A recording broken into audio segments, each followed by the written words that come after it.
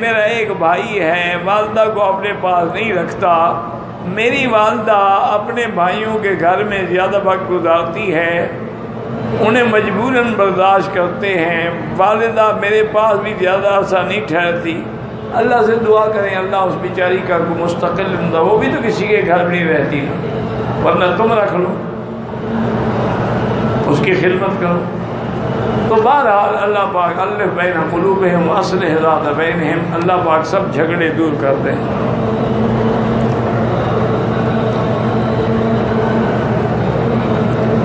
کہتے جی کہ قبر میں جانے کے بعد انسان کی سزا اور جزا کا عمل شروع ہو جاتا ہے یا قیامت میں ہوگا؟ نہیں، مرنے کے بعد ہی شروع ہو جاتا ہے۔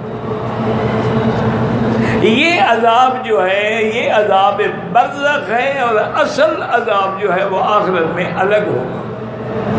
یہ تو صریح حدیثوں میں موجود ہے کہ حضور صلی اللہ علیہ وسلم دو قبروں پہ گزرے اور آپ نے فرمایا انہما یعذبان، ان پر عذاب ہوگا۔ اس کا معنی ہے کہ عذاب قبر حق ہے۔ اور پھر اللہ نے قرآن میں بھی فرمایا کہ اغرقوا فادخلوا نارا، قوم فرعون غرق ہونے کے بعد فوراً آگ میں ڈالے گئے۔ اسی طرح قرآن میں النار یعرضون علیہا غدوا وعشیا، صبح و شام انہیں آگ پہ پیش کیا جاتا ہے۔ اصل عذاب یوم القیامہ جو ہے وہ اس دن سخت عذاب ہوگا، وہ الگ ہے، عذاب قبر الگ ہے، اور عذاب قبر حق ہے۔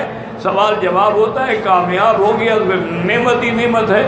اور پھر حضور نے بڑی واضح بات فرما دی کہ قبر جو ہے روضۃ من ریاض الجنہ، یا تو عمل نیک ہے تو جنت کے باغوں میں سے ایک باغ بن جاتا ہے، اور عمل نعوذ باللہ خراب ہے تو حفرۃ من حفر النیران، گویا جہنم کا گڑھا۔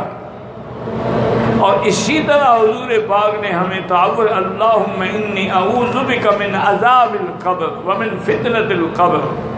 تو جب یہ ساری چیزیں موجود ہیں تو یہ عقیدہ ہے علماء اہل سنت والجماعت کا، ائمہ اربعہ کا اتفاق ہے کہ عذاب القبر حق لا ينکرها الا ضال او مضل۔ عذاب قبر حق ہے، اس کا انکار کرنے والا گمراہ ہے، اس کا انکار کرنے والا راستے سے ہٹا ہوا ہے۔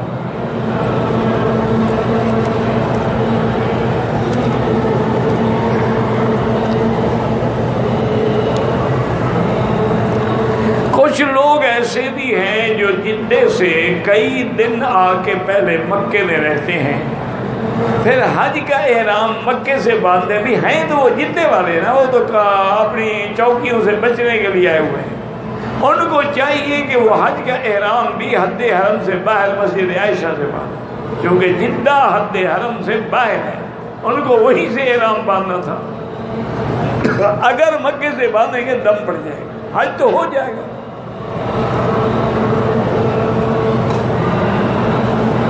جو لوگ حدود حرم کے باہر سے آتے ہیں ان کو احرام حدود حرم کے باہر سے باندھنا چاہیے، حرم سے نہیں، ورنہ دم دینی پڑے گی۔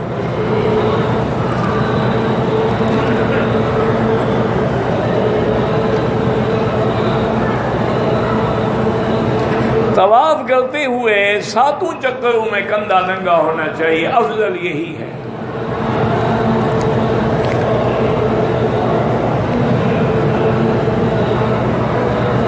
اگر عمرہ کرتے ہوئے طواف کرتے ہوئے پیشاب کے قطرے گر جائیں، وضو ٹوٹ گیا، طواف نہیں ہوگا، دوبارہ جا کے وضو کرے پھر طواف شروع کرے۔ اسی حالت میں کرے گا تو گناہ گار بھی ہے، اور فوراً پھر بعد میں دوبارہ وضو کر کے طواف دہرائے۔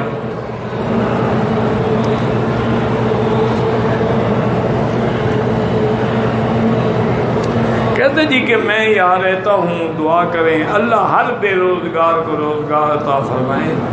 مشکلات کے دور یاد رکھیں آتے رہتے ہیں، ہمیشہ تو دن نہیں ہوتا نا، کبھی رات بھی ہوتی، اور جب رات ہو تو پھر ہمیشہ رات تو نہیں ہوتی، پھر دن بھی ہوتا۔ ان مع العسر یسرا، ان مع العسر یسرا، ہر دکھ کے ساتھ سکھ ہوتا، تو اس لیے گھبرانا نہیں چاہیے، اور کثرت سے استغفار کیا کریں۔ استغفراللہ الذی لا الہ الا هو الحی القیوم واتوب الیہ۔ اگر یہ لمبا آپ کو یاد نہ ہو تو استغفر اللہ ربی العظیم من کل ذنب واتوب الیہ، یہ بھی یاد نہ ہو تو استغفر اللہ استغفر اللہ استغفر اللہ۔ یہ چلتے پھرتے اٹھتے بیٹھتے وضو ہے نہیں ہے پڑھتے رہو، اس کی رحمت سے اللہ تبارک و تعالی روزی کے دروازے کھول دیتے ہیں۔ آدمی سوچ ہی نہیں سکتا کہ کہاں سے رزق آ رہا، یرزق من حیث لا یحتسب، اللہ ایسی جگہ سے رزق دیتے ہیں کہ اس کے گمان میں بھی نہیں ہو۔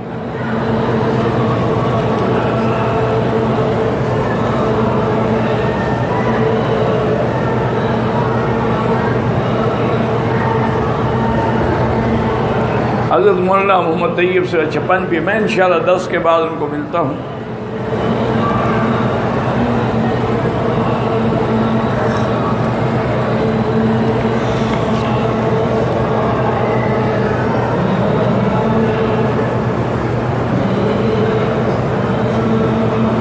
راستے میں چلتے ہوئے آدمی کسی لڑکی کو کہہ دے کہ تو میری بیوی ہے یا تیرے ساتھ میرا نکاح ہے، تو کیا ہوگا؟ ایسے آدمی کو 10 جوتے لگائیں ٹھیک ہو جائے گا۔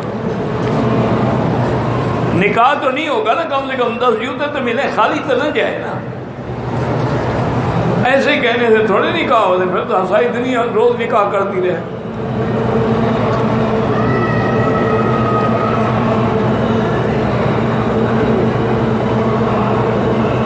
اپنے استادوں کے بارے میں کئی دفعہ میں بتا چکا ہوں، اب روز تو نہیں بتایا جاتا۔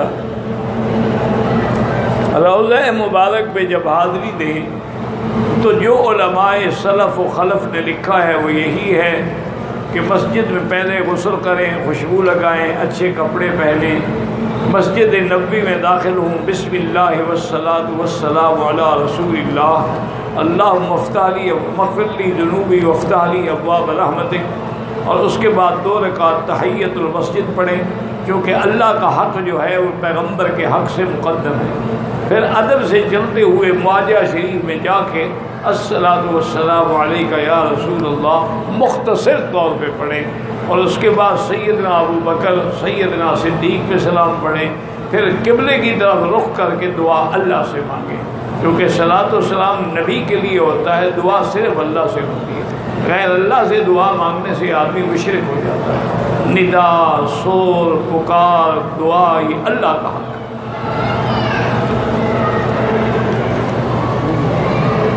اگر مجھ پر دم پڑ جائے اور پیسے نہ ہوں تو انتظار کرو، جب اللہ دے گا دے دینا، کوئی جلدی کی بات نہیں ہے۔ جب اللہ تبارک و تعالیٰ تمہیں وہ جو 10 روزے ہیں نا، وہ دم تمتع اور دم قران کے لیے ہوتے ہیں، دم جبر کے لیے نہیں ہوتے۔ ایک آدمی نے حج تمتع کرنا ہے، اس کو بکری دینی ہے، بکری نہیں ہے تو 3 ایام فی الحج و 7 اذا رجعتم، 3 روزے رکھ لے، 7 روزے حج کے بعد چاہے اپنے گھر میں جا کے رکھے۔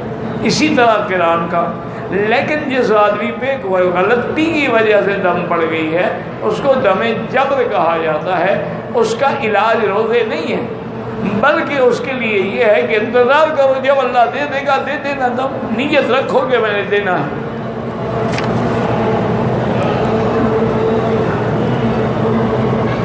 سب سے افضل کون سی قسم ہے؟ پتہ ہے مجھے تو نہیں پتا، آپ نے کیا پوچھا ہے؟